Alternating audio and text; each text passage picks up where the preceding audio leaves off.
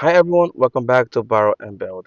And in today's video, I would like to talk about my margin mistake lessons before moving forward. Before I begin, I would like to show you my portfolio.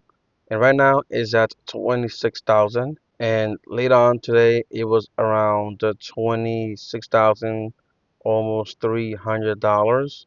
My margin is at $11,517. And remember that this is not financial advice, everyone. This is my own journey that I'm sharing.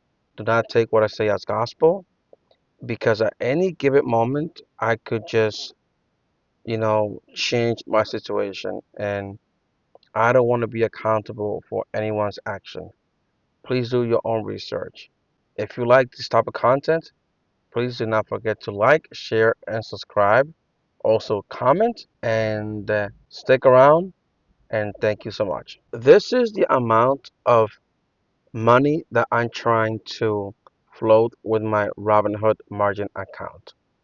My expenses are more or less, it's more, but more or less, $700 of groceries, $125 in car insurance, $300 phone bills, and give or take $200 of miscellaneous. And the total is $2,025. And as you can see on the right side here, my annual dividend is around $1,483. Monthly, that is $123. And daily, $4, and yield is about 4%. And this is where I'm struggling to move forward, if I might use that word, struggling. And before I move forward, I gotta take one step back because either I do two things. I add more money into my Robinhood account or I invest more into dividend income. And as you can see here, my monthly income is not even covering one of the five expenses that I have here. Meaning that, yes, even though I'm getting paid some type of dividend, but it's not even covering one of these on the list here. One of these, right? Like the rent, groceries, car insurance, miscellaneous, anything. Like this over here is not covering not even one of these.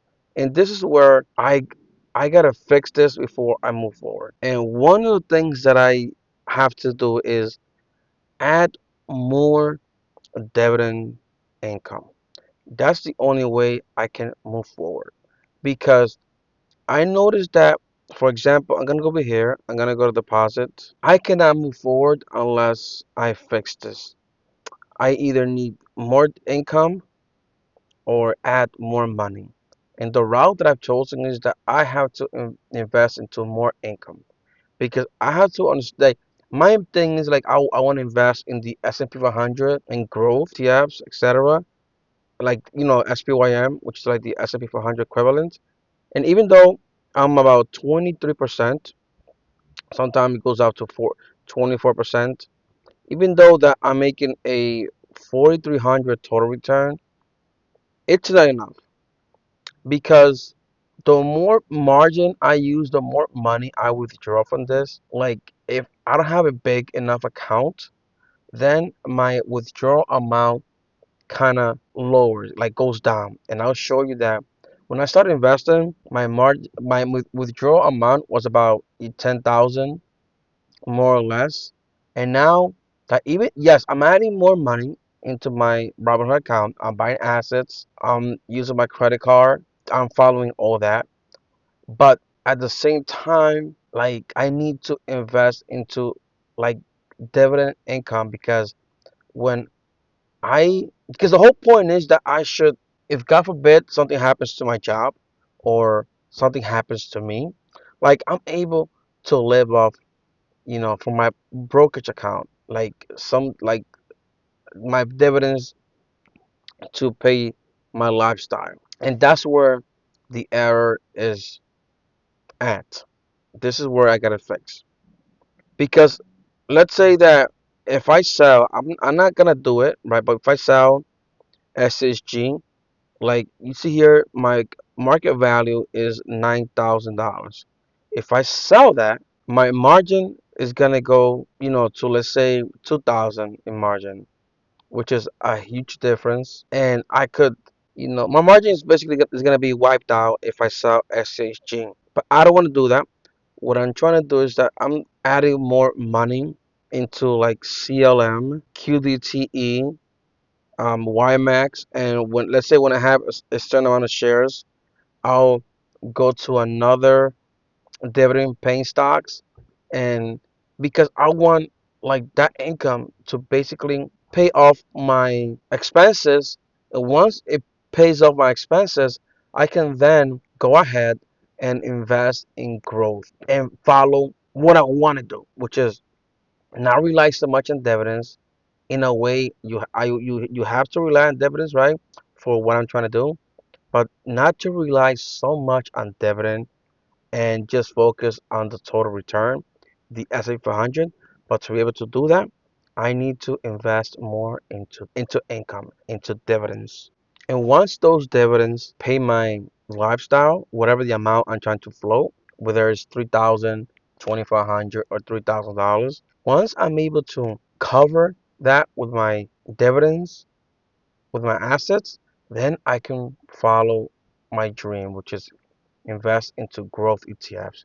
And this is something that it takes time. Like I was believing that if I do this and just focus on the S&P 500 with the spread that you get over time, well, it's enough if your account, if your margin account is big enough. Let's say if I have like a over maybe 100K. I think from there on, I could just like focus more into growth. But for now, I need to start investing in dividend ETFs. And until I don't, until I fix that, it'll be harder for me to move forward.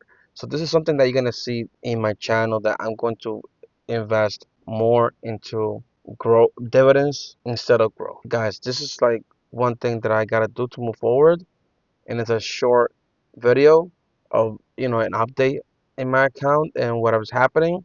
And as you can see, I'm still using margin. And like this is why I always say that I'm not a financial advisor, because this whole thing could change. I could wake up tomorrow. I'm not going to sell it now, obviously, because SSG is down a little bit.